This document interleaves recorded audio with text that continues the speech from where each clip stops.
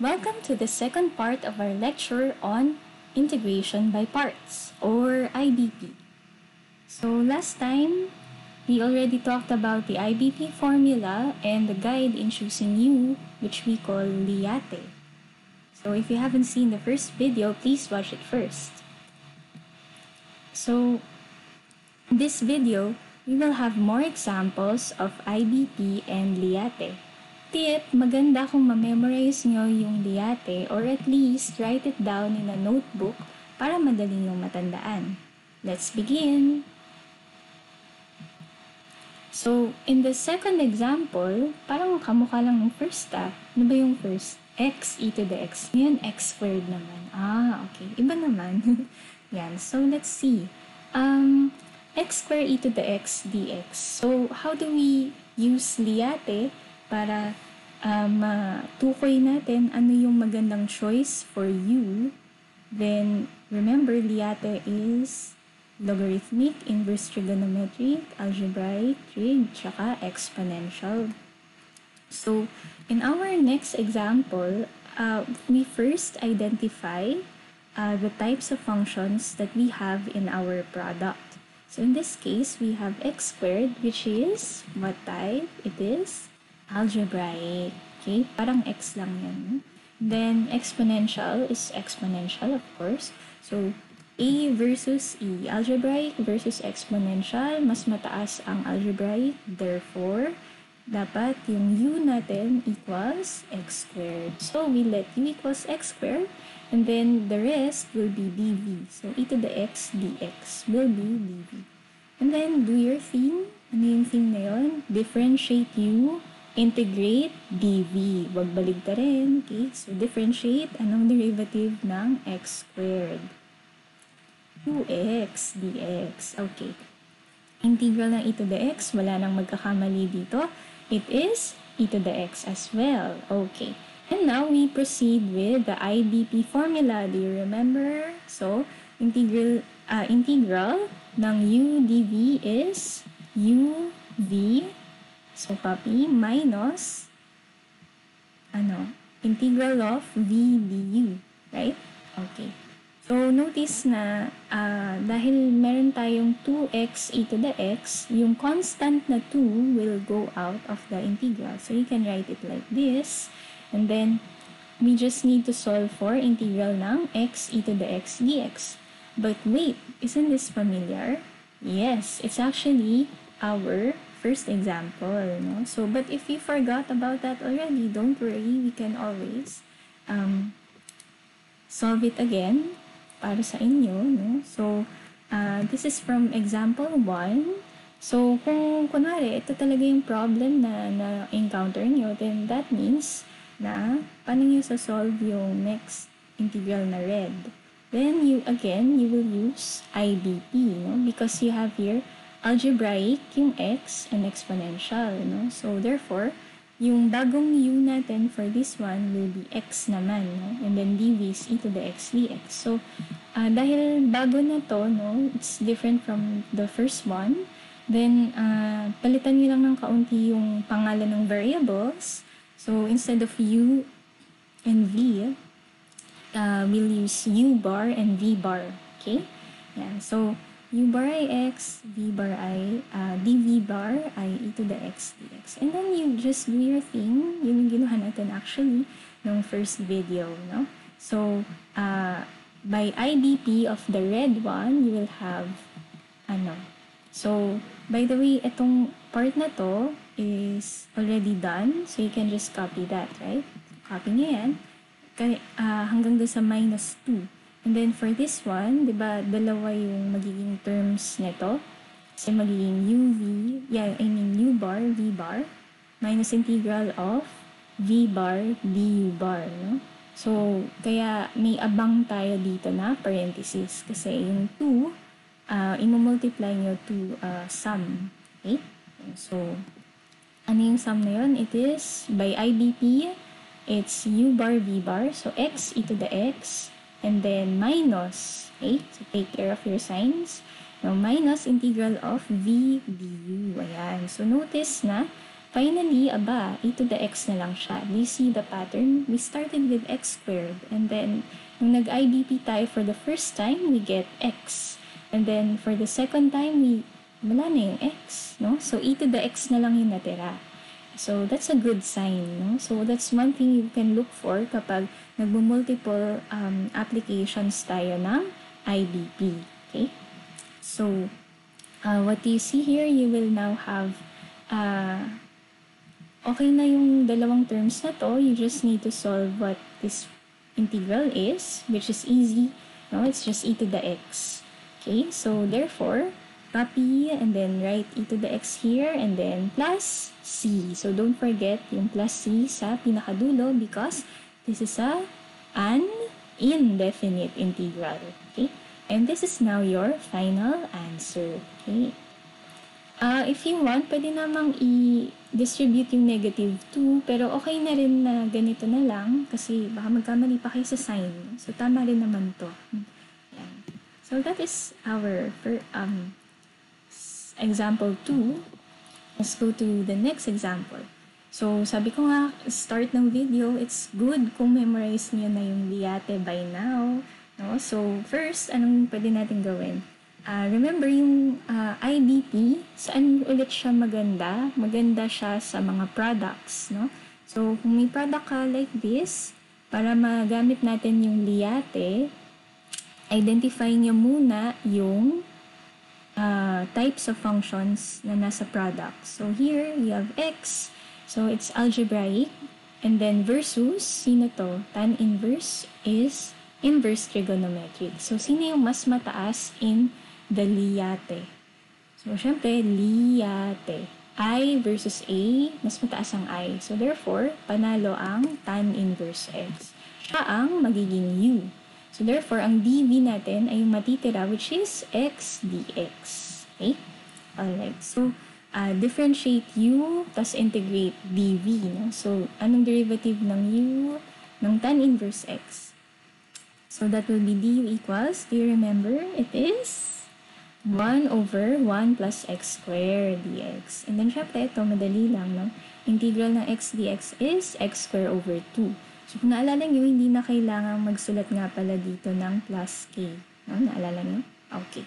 So, by formula of IDP, then we will have uv copy minus integral of v du. So, multiply natin yan. Okay? So, parang medyo mahirap yung itsura nito. Kaya ba natin? Okay. So, paano ba ini-integrate itong part na to? So, pwede kayang substitution, let u equals x squared plus 1. Siyempre yung over 2, hindi na kailangang isipin. It's constant, so yung 1/2 will go out. So, x squared plus 1, yung gagamitin nating u. Kaya ba? Magiging du equals 2x dx. Pero x squared to, no? So, mukhang hindi okay yun. So, do you remember what we can do to solve this problem? So, one way na pwede natin gawin is we can add, subtract, naalala niyo ba yan? Yan, sa inverse trig na integrals, no? So, add, subtract tayo ng 1, no? So, plus 1 minus 1. Para, bakit natin ito gagawin? Para pwedeng gawing sum yung fraction na to, no? So, magiging sum siya ng, yung first term over denominator minus second term na 1 over denominator. Okay? So, maghihiwalay yan as a sum. So, therefore, ano makukuha natin? Yung first term will be 1/2. Right? So, 1/2. Yung second term will be 1 over 2 x squared plus 1. Okay? So, ito na sila. Notice na yung negative sign, dapat i-distribute natin sa sum. Kaya ito magiging minus, and then ito ay minus minus, that will be plus. Okay? So, yung uv, hayaan nyo lang siya, just copy, copy, copy. Tapos, dito naman, ano ang integral ng 1/2? It's 1/2 x. Okay? Then, how about this one? ln ba? Hindi, no? Ano to? 1 over 1 plus x squared, di ba? Yun, no? Yan. So, ang integral nun ay tan inverse x. Okay, so 1/2 tan inverse x. And then don't forget plus c. And that is your final answer. Okay? Alright. Next, for the fourth example, kung napansin nyo, meron na tayong definite integral. But don't fret, ganun pa rin. First, isipin muna natin, kaya ba yung mga normal techniques like substitution? Parang hindi, no? Yan. So, ano pwede natin gawin sa kanya? Pwede kaya yung IBP. Pero notice, hindi naman ito parang may dalawang types of functions, diba? Unlike kanina. Alam niyo yung kanina, meron kang algebraic versus inverse trigonometric. Pero dito, inverse trigonometric lang siya, right? So, ano gagawin natin doon? So, usually, kung mag-isa lang naman siya at dx lang yung kasama, then we can try IBP by letting u equals yung sine inverse mismo, and then yung dv natin yung dx. No? Let's see if this will work. Do you remember yung du? Ay yung derivative ng sine inverse x. Yan. So, it is 1 over square root of 1 minus x squared dx. Okay. And then, integral ng dx ay x, of course. No? So, madali lang yan. So, by IBP, so, uv, so, multiply minus integral of vd. So, yung integral ng VDU, siya talaga yung crucial. Dapat kaya nyo siyang isolve. Pag hindi nyo siya kayang isolve, then, yung IBP will not work, no? Yan. So, ano masasabi nyo dito? Pwede ba dito yung normal substitution lang? Okay? Yes, no? So, let u equals 1 minus x squared, no? Kasi ang du magiging negative 2x dx. Okay? Yun. Sinulat muna natin like this para mas madaling makita, no? Okay? Bakit magandang let u ito? Kasi siya yung inner function, no? Kasi magiging u raised to the power siya, no? U raised to the negative 1/2. And we know how to integrate that. So, let u, or actually, hindi pala u yung gagamitin nating variable, no? Kasi, nagamit na natin yung u sa IBP. So, we will use a different letter. No? So, let's just use t. Let t be the inner function 1 minus x squared. So, ang dt natin ay magiging negative 2x dx. So, derivative, no? And then, just do the substitution here. So, copy natin to. So, magiging ano lang siya. So, yung negative 2, pwede mong i-divide para x dx will be replaced by negative 1/2 dt. Okay? So, pero negative 1/2 yan, no? So, times negative, negative will be positive. So, magiging positive 1/2 dt, and then replace nyo yung 1 minus x squared with t. So, you will have t to the negative 1/2. Okay? dt. Okay? So, ano nang next natin gagawin dito? E di, madali lang, no? Anong integral nito? It is t to the 1/2 over 1/2. Okay? Pero, pag nag-divide ka ng 1/2, no? It's the same as multiplying by 2. So, 2 times 1/2 is 1. So, magka-cancel. Okay? And therefore, ito na ba yung answer natin? Hindi pa, no? T kasi siya, no? So, what we want to do, balik tayo sa original variable na x. Okay?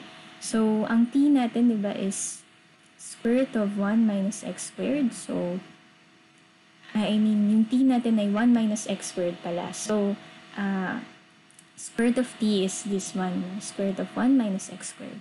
Then, don't forget the plus c. Okay?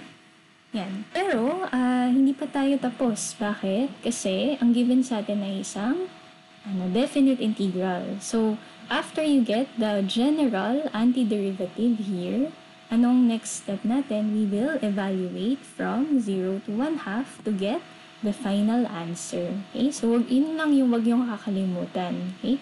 So, pag definite integral, okay, dapat may evaluation sa dulo. Okay? So, evaluate from 0 to 1/2, then, yung taas muna, yung isa-substitute, and then minus yung ilalim. Okay? So, then we will have this one, okay? So 1/2, sine inverse ng 1/2 is pi over 6, no? So 1/2 times pi over 6 is pi over 12. Tapos, 1 minus 1/4, 3/4, so square root of 3 over 2. Meanwhile, yung sa 0 naman, sine inverse ng 0 is 0, no? Times 0, 0. And then, 1 minus 0, 1. Square root of 1 is 1. So, minus 1. Therefore, this is the final answer. Okay? So, let's go to the last example, example 5. Yan. So, here, we can clearly see na product yung meron tayo. So, pwedeng mag-IDP, no? Pero, sino yung let U natin and dV? Then, we have to use Liate, no? So, by Liate, ano ba yung ating types of functions here? We have exponential versus trigonometric. So, Liate, no? So, trigonometric, mas mataas kaysa sa exponential. Therefore, we can let U equals sine x and let dV equals e to the x dx. Okay? And then differentiate and integrate. Then, anong derivative ng sine x? It is cosine x dx. And then, the integral ng e to the x is itself. Okay? So, by IDP, we'll have uv, copy, minus integral of, so, multiply, no, v du. Okay? So, you get this. But, pansinin kung anong nakuha. Ang nakuha natin ay, again, a product. Diba? Parang kamukha niya yun, pero instead of sine x, cosine x. So, again, you have exponential times trigonometric. So, anong pwede natin gawin sa kanya? Then, mukhang IBP to ulit, right? No? So, kasi exponential times trigonometric. And then, by Liate, again, mas mataas ang trigonometric. So, we can let U bar to be, okay, so IBP tayo. U bar yung cosine, and then dV bar yung e to the x dx. So, we put a bar to distinguish from yung U natin na sine x. Okay? So, ganun na kapag multiple applications ng IBP, dapat binabago niyo yung name ng variable. Okay? So, maganda yung bar kasi madaling isulat. Okay? Then, so, anong gagawin dito? Differentiate, you will get negative sine x. Dito, integrate, ganun pa rin. It's still e to the x. Then, is IDP natin yung part na to, no? So, therefore, yung first term, okay na yan. So, you just copy that, no? So, you just copy the e to the x sine x, and then, yung ating second IDP, ito na siya, no? So, minus. So, remember to put your parentheses, no? Bakit? Kasi we are subtracting two terms, okay? Kasi, di ba, ang IDP, two terms yung nilalabas niya, no? So, minus the whole block dapat. So, make sure there is your grouping symbol, okay? So, ano nang gagawin sa IDP? It's U bar, V bar. So, ito na yun. Copy. And then, minus integral ng V bar, du bar. So, ito na siya. No? So, e to the x, negative sine x. Pag nalilito kayo, it's always good na ayusin nyo muna yung itsura niya. No? So, kunwari ito, pwede isulat to like this. No? So, distribute niya yung negative sign. So, this will be negative. Ito naman, oops, ilang negative sign to. Minus will be plus. Pero, may negative pa dito. So, negative siya. No? So, tatlong negative. So, it's negative. Matatapos pa ba tayo? Ayan. So, may dapat kayong mapansin, no? Ano nangyari? Etong part na to, this is now exactly the same as our problem. Right? So, ano yung sabihin nun? Does that mean that we don't have an answer? Kasi hindi naman natin to kayang i-integrate, right? Yun. So, anong gagawin na natin? Actually, pag nakita nyo na nakarating kayo sa exactly the same as your, the one you're looking for, you should be happy, no? Bakit? Kasi, pag napansin nyo na pareha sila, no? then you can simply, diba ito yung unknown, hindi natin alam. So, you can simply do what? No? Then you can transpose. Pag transpose mo yan, then we can combine these two, right? So, pag nilipat mo yan doon, you will have twice, no? So, dalawa nito, no? Kaya twice of the integral that we're looking for equals kung ano man yung natira sa kanan, which is these two terms. And then, we can divide both sides by 2 so that we get the final answer. So, yung plus c, sulat nyo na kasi ito na yung general antiderivative. No?